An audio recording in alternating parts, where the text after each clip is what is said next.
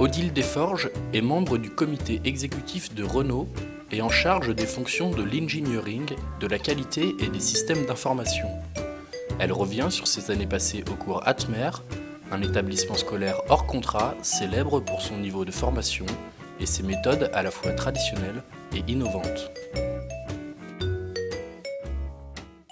J'ai fréquenté le cours Atmer dans l'autre millénaire, dans les années 60, et j'en garde donc un souvenir bien sûr à la fois lointain, mais très présent par les deux rythmes.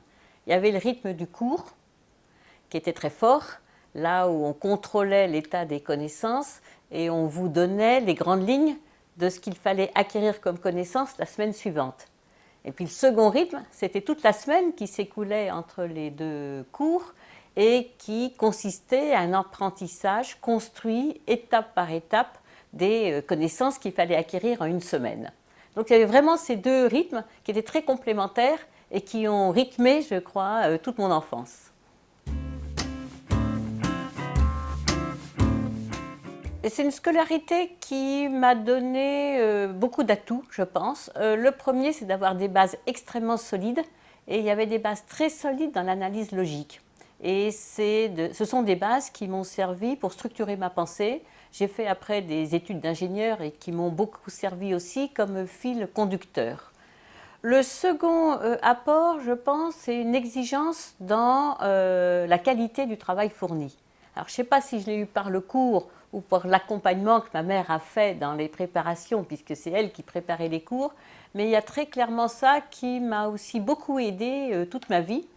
Et puis le troisième point, on passe souvent des concours. La vie est une suite la vie professionnelle est une suite de challenges. Et le fait que chaque semaine on soit dans cette dynamique aide très clairement à y préparer. Donc moi j'ai fait le cours Atmer avec donc ce système du grand cours, et entre les deux, durant la semaine, c'est ma mère qui assurait toute notre préparation. Et elle a pris ça comme un véritable challenge. C'était une femme qui n'avait pas travaillé à l'extérieur et qui a voulu mettre toute son énergie au service de l'éducation de ses enfants. Donc elle a eu à cœur, en se basant sur les bases que lui donnait le cours, de nous en faire un apprentissage étape par étape, extrêmement construit. Donc je me rappelle qu'on avait à la maison un rythme de vie très, très cadré, où elle avait à cœur non seulement de s'assurer qu'on avait bien compris, mais de nous l'expliquer, de nous le faire approprier, puis d'avoir elle-même un niveau d'exigence par rapport à ce que l'on faisait qui nous préparait très bien à ce fameux grand cours. Le second point, c'est qu'elle l'a fait aussi en ayant beaucoup de confiance dans ses enfants. Il y avait une confiance dans la réussite. Donc quand l'exigence se mêle avec la confiance, je crois que là on a les deux grands facteurs du succès qui sont réunis. Et je n'ai pas beaucoup eu d'expérience récente avec le cours Atmer. Ce que je sais, c'est que mon père a suivi le cours Atmer. J'ai moi-même fait ma scolarité de primaire ici. Mon frère, nettement plus jeune, l'a fait. Et ce que l'on m'a dit, c'est que les mêmes basiques restent, qui sont une méthode de base d'enseignement extrêmement structurante. J'ai encore en mémoire les livres Atmer-Prignet, ils sont encore chez moi. Et quand on les regarde, on voit que c'était des bases très solides. J'ai ma petite fille qui est dans le primaire, et très clairement, lorsque je lui montre, ça donne un niveau de formation qui est nettement au-dessus de ce qu'on peut avoir dans la plupart des enseignements qui existent aujourd'hui.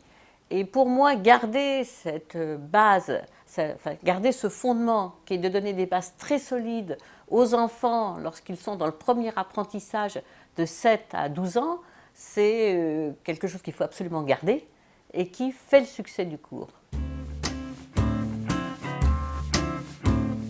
Le choix d'une scolarité, c'est très individuel. Ça dépend des enfants, ça dépend du quartier dans lequel on vit, ça dépend de son mode de vie personnel. Donc, et ça dépend aussi de l'investissement qu'en tant que famille, on veut apporter au suivi quotidien de l'enfant. Donc, l'ensemble de ces paramètres me semble à considérer, mais le fait qu'il y ait des structures, comme le cours Atmer, avec une méthode originale et solide, avec des structures aussi de suivi des enfants et encore une fois ce rythme qui permet toutes les semaines de vérifier l'état des connaissances et d'expliquer la phase d'après d'apprentissage, c'est quelque chose qui doit rester disponible dans l'enveloppe des programmes d'éducation qui sont offerts aux familles et sur lesquels il faut à tout prix qu'elles puissent le choisir. Je crois qu'on est en démocratie. Dans une démocratie, chacun doit pouvoir choisir la manière dont il souhaite élever ses enfants, qui est la meilleure et pour son mode de vie à lui et pour le mode de vie de la famille.